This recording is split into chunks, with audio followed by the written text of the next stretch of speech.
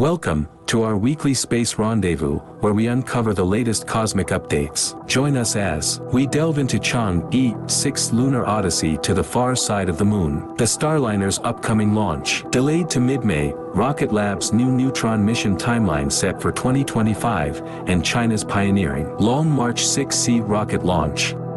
Welcome to Cosmic Genesis.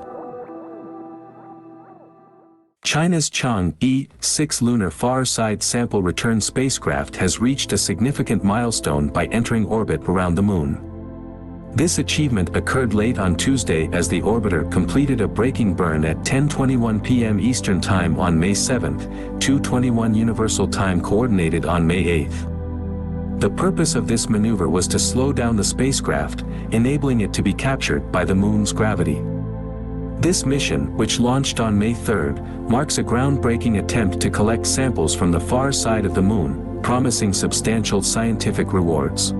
During the braking burn, the orbiter utilized its 3,000 Newton engine to adjust its speed.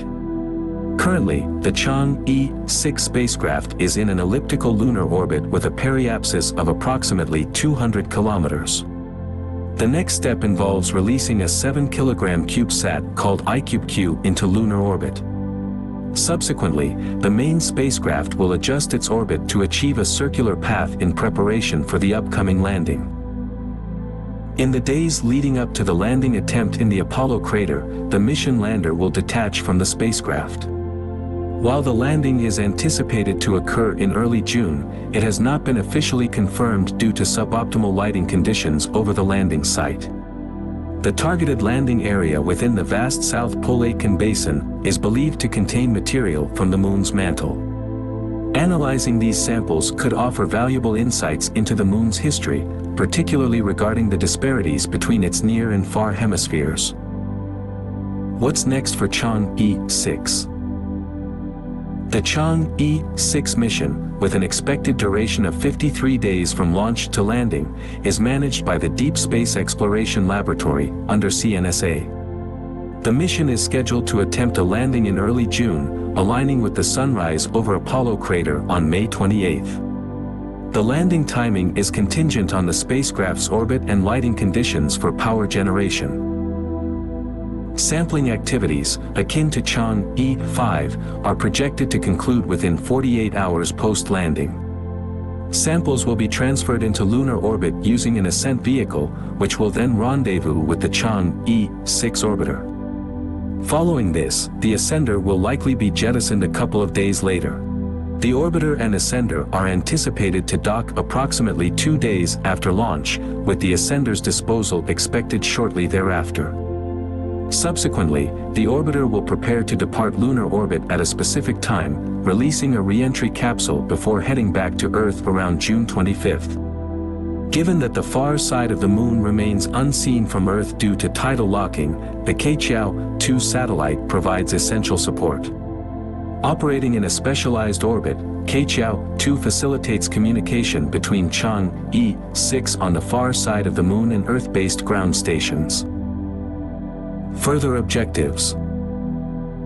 In addition to its primary task of sample return, Chang'e-6 carries supplementary scientific payloads from France, Sweden, Italy, and a CubeSat with Pakistani involvement. Notably, the lander houses the detection of outgassing radon (DORN) instrument from France to detect radon outgassing, the negative ions at the lunar surface, payload from Sweden with ESA support, and an Italian passive laser retroreflector. Recent images of the spacecraft post-launch reveal the presence of a small rover on board. Chang'e-6 forms part of China's broader lunar exploration ambitions, with upcoming missions like Chang'e-7 in 2026 and Chang'e-8 around 2028 targeting the Moon's south pole. China's ultimate goal includes launching its first crewed lunar mission by 2030, as a precursor to establishing a permanent lunar base under the International Lunar Research Station (ILRS) program in the 2030s. Numerous countries and organizations have expressed interest in participating in this initiative. The inaugural crewed flight of Boeing CST-100 Starliner faces a setback of at least another week and a half due to a faulty valve in its Atlas V launch vehicle.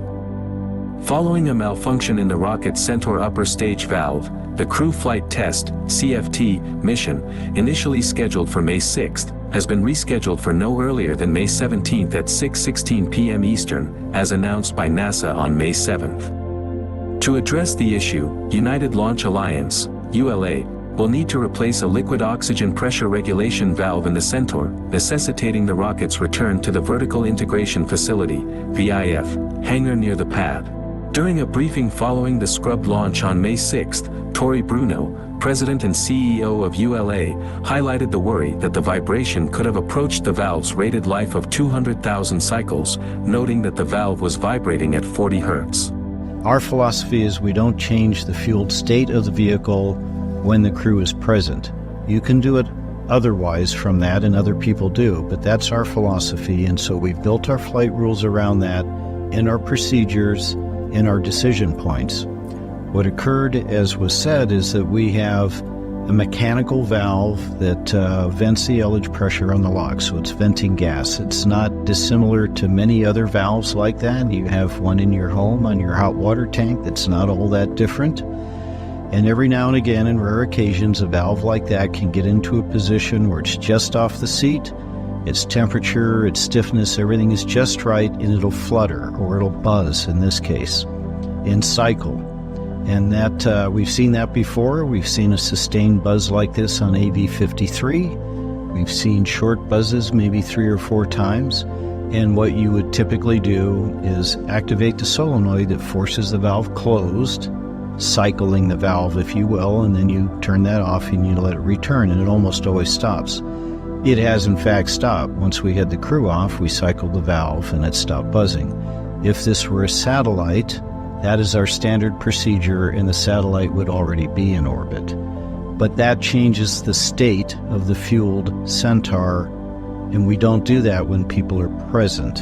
And so our flight rules called for us to scrub and to take the crew off before we cycled that valve. Engineers were tasked with examining if the vibrations constituted full cycles of the valve, with the potential need for valve replacement if confirmed. However, if the valve's movement was only partial, there was a possibility that it had not neared its design life and could be retained. Although there was consideration of attempting a launch the next day, the revised launch date was initially set for May 10 before the latest delay was announced.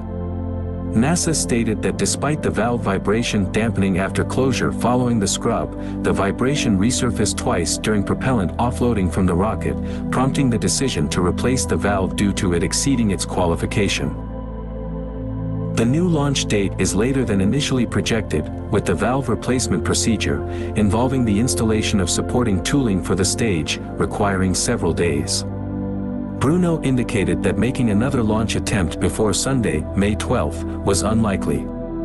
NASA's Commercial Crew Program Manager, Steve Stick, estimated the next available launch window after May 11 to be around May 14 or 15. There are no immediate scheduled conflicts for the International Space Station (ISS) docking, where Starliner will eventually dock. Dana Weigel, NASA ISS Program Manager, confirmed that the summer schedule was cleared deliberately to accommodate the CFT mission. Despite the delay, the 2 astronauts set for the CFT mission, Butch Wilmore and Suni Williams, will continue their pre-flight quarantine at the Kennedy Space Center.